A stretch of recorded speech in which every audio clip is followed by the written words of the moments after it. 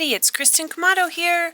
Today I'm sharing with you the cards that I made for Kendra's card challenge 23, but sketches 1 through 5, because that's all I have done right now at this time.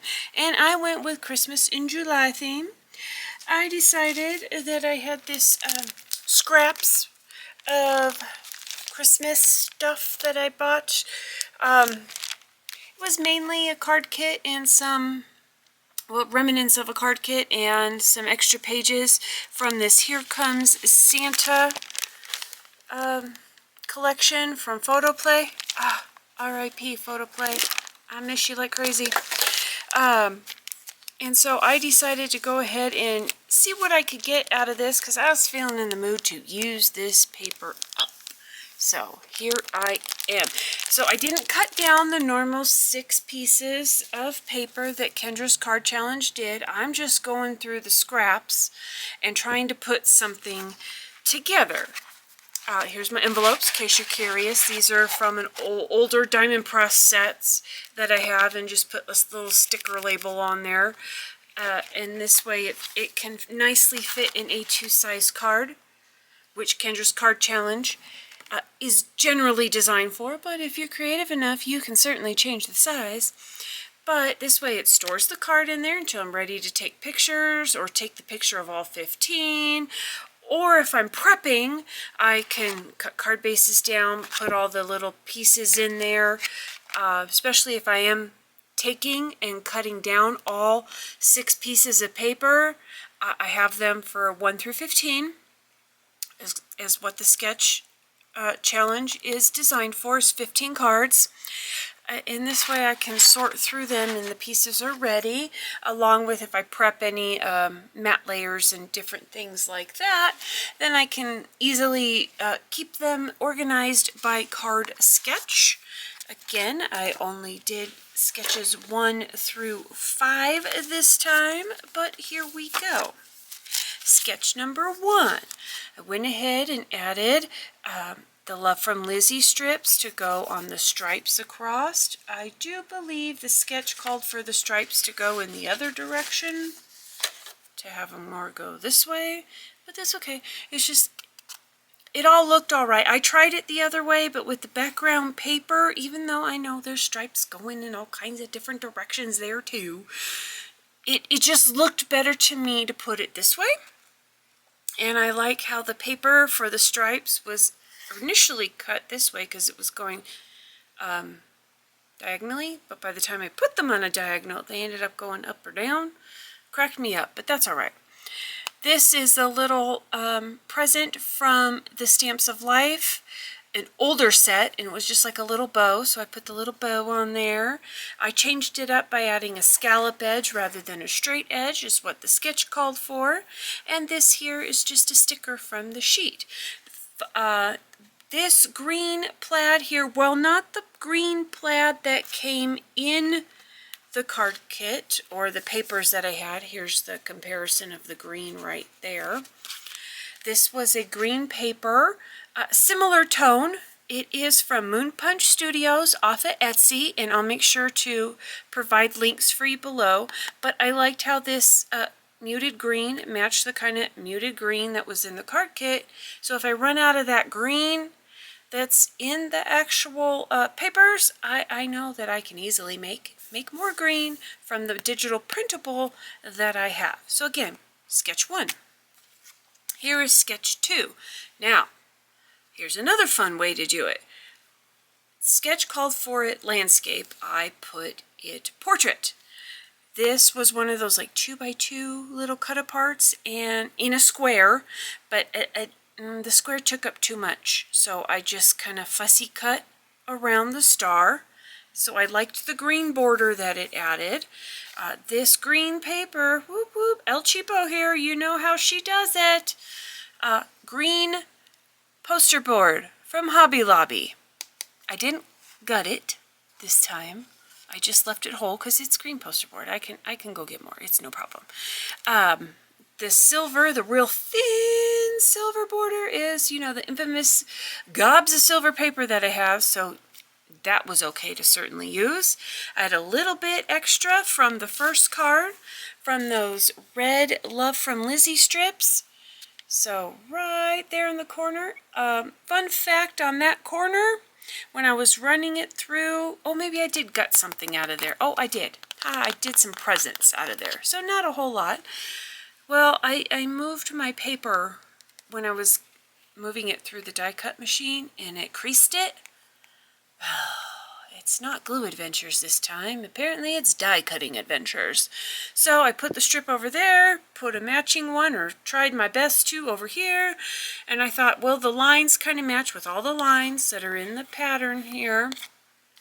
And it kind of looks like you've wrapped that ribbon around the present. So we're going with it. And the fact that it's red, I think, helps bring out the reds that are in the pattern papers used. So I found that kind of funny, but okay, card number 3. Dun, dun, dun. This one, every time I see the sketch, it always reminded me of pencils, like colored pencils or school pencils all lined up.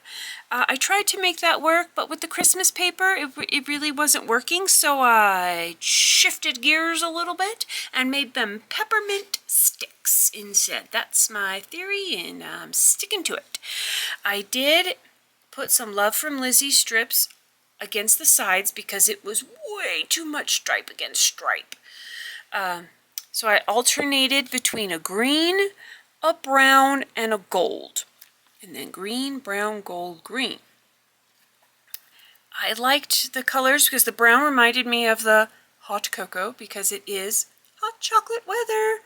Maybe not right now in the middle of summer. Although, I admit, when I get cold in the evening because the air conditioning's been on all day, I might grab me a little cup of hot chocolate. And where was I? Okay. So the gold can kind of be maybe your hot cocoa has the melted marshmallows in it, so it turns the color a little bit. And then red and green are classic Christmas colors. And, you know, little snowman dude's warming up. Now, hopefully he gets out before he melts, right? Or at least maybe the hot cocoa is, you know, beyond room temperature. So in other words, cold hot chocolate, so that he don't melt. Well, you know, we're just going to go with that. But this was an older diamond press stamp that I colored and cut out. I did use better paper. If you know about the hot pink puppy, you know that I did use some better stamping paper that I had in my stash from Crafter's Companion. So it's a real nice smooth one. And it did take the Olo markers that I used a lot better. And I even had to use the zero marker, that kind of, you know, colorless one, because I made a couple boo-boos, and, you know, it didn't wick out like the icky paper did. So, lessons learned. And then this fun little blue stripe back here, because green on green, it just wasn't sitting. There's that poster board again from Hobby Lobby. The blue stripe is just a color of marker. I went a little deeper than the color I used for the backing of the sign, as well as the detail highlights on Mr. Snowman there, just for to break that up. And I think that helped give him a little grounding point so it wasn't too green on green. So I had fun with that, and I don't know how much you'll be able to tell, but I did pop up just a few of the candy cane strips, if you will, just with some paper. I still need to keep it fairly flat because I'll probably end up mailing this one for Christmas cards later this year. But that way, it's not just flat candy canes across the card. They are, you know, undulating, if you will. This sentiment and the next one I'm going to show you, I believe we're from 2025. There may have been a paper escape then that was about Christmas type themes. And if you were part of that paper escape, you got some digitals, depending on the ticket level that you were at. And I know that's where this next one came from. It's possible that one did. That one might be an LV handcrafted. I'll link what I can below, of course. Okay, so here we go. And if you're good with like Canva or something, you might be able to do this as well. Here is card number 4. Dun, da, da, da. I mean, do you see that? Slay my name. And it's Santa Claus. And he's in a sleigh. I'm cracking up. I have a few people that have a good sense of humor that this would go to, and it would be perfect. This was a sticker from the set of papers, as well as these 2 black papers, which, okay, black background with white snowflakes, you wouldn't necessarily think that that would be Christmas per se, but it's in the set, and red, black, and white are a very classic combo and are used often at Christmas, but wasn't sure how to, jazz this up, if you will. So I went red. This red with the foil, well, El Cheapo strikes again, because this is a gift bag that had seen better days that I have cut up and I occasionally use for paper. It's nice because the paper's not super thick, but it's enough that gives the shininess that you want for a background, but not too much in your face. And but it's still good because it still keeps it nice and flat for mailing. And then I went with the background layer, and I did do a cream colored card base on this particular card, but I think it was enough, because otherwise it was just too much white for my eyeballs. But the white next to the cream was, again, too much, so I just real lightly inked the edges with my sponge dauber in most likely lumberjack plaid of distress ink, and I thought that that gave that, and it looks almost like an additional thin little border. So it looks like there's one extra border in here when there's kind of not, right? So, and I liked how the edge of the sleigh went perfectly with this sketch, because there was this long line here from this pattern paper.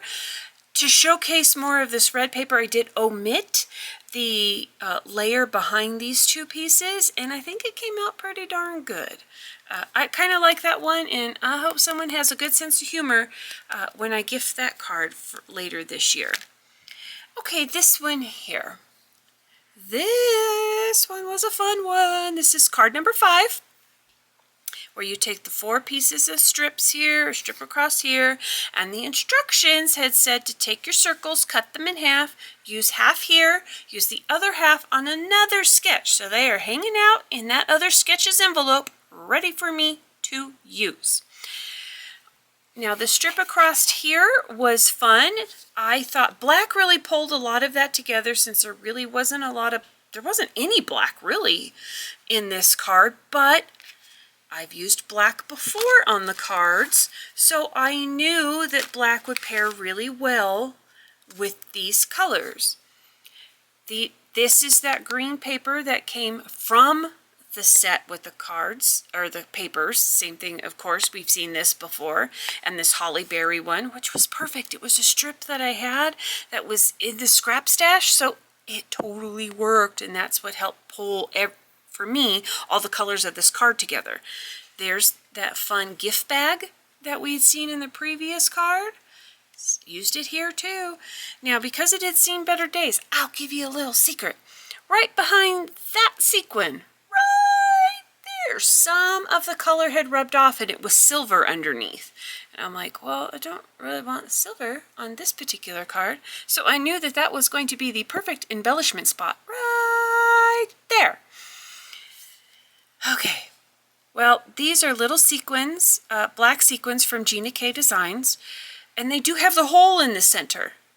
Do you see any holes though? Oh, my secret, and I will pass this on to you, and maybe you will use it too. I have some black ink, paint, black paint. It's one B motto and I use when we're doing kid type crafts.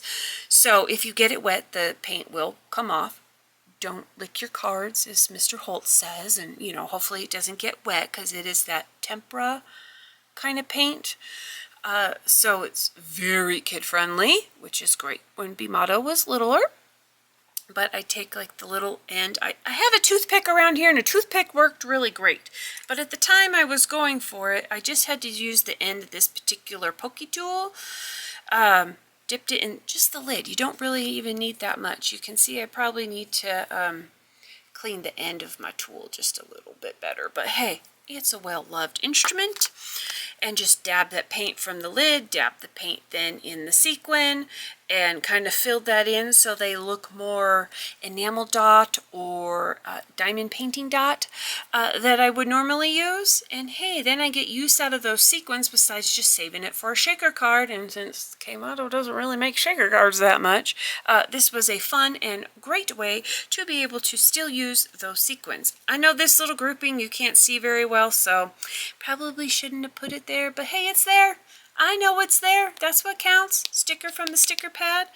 And this blank paper here is an older embossing folder from Stampin' Up. It is a retired one, but maybe you've got something in your stash. It adds this really fun texture, almost like a woven fabric. So I do like that, and that's what I ran through. And then some more Love from Lizzie strips, this time in black, so it wouldn't take away, I had reds. And I had, the white was a shiny white, and I was like, no, I don't want that. I used reds before, but I already had so much red in here, I didn't want more red. And I could have done a little bit of green, but I just went black, so it kind of blended in, but you get the little shiny. So, yay, I like that one. I really do like this layout. I think you wouldn't have to do circles. You could even just leave that part off. And these are about 1 inch across, and then you can make these lengths any size you want. This is also about 1 inch. What a great way to scrap bust, or if you have extra papers from a project, great way to make some bonus cards. So I think this one is going to be quite a favorite. So those were the cards 1 through 5 so far for KCC. I will come back as soon as I get 6 through 10 done and do a next video so you can see some of the Christmas cards that I will be sending out this year. Hey, Christmas in July, it still counts.